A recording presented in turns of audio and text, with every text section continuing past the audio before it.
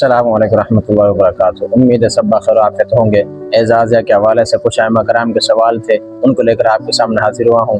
देखिए, अल्हम्दुलिल्लाह आइमा कराम को एजाज़िया सूबा गवर्नमेंट की तरफ से मिल रहा है। वो खुशी खुशी उस एजाज़िया को वसूल कर रहे हैं और अपने जो काम है उनको सरअंजाम दे रहे हैं, अपनी ज़रूरियात को उसके ज़रिए से पूरा कर रहे हैं। लेकिन कुछ आइमा कराम ऐसे हैं कि जिनका एजाज़िया ख़त्म कर दिया गया। क्या वाकई ख़त्म हुआ है या कोई इशू आ रहा है?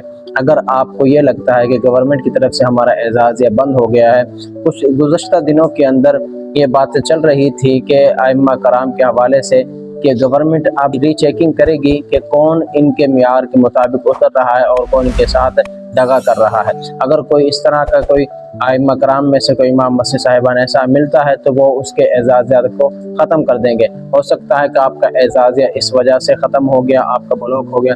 अगर ऐसा नहीं है, कोई हो सकता कोई वैसा कोई इशू हो, तो आप ऐसा करें, अपना जो करीबी ऐसे दफ्तर वहाँ जाएं या जो शिकायत नंबर है उन पर रब्ता करें। आपका मसले का हल इंशाअल्लाह हो जाएगा। आप परेशानी होना, आपने हर सूरत हाल के अंदर गवर्नमेंट से रब्ता करना है जो उन्होंने कॉन्टेक्ट नंबर दिए हैं।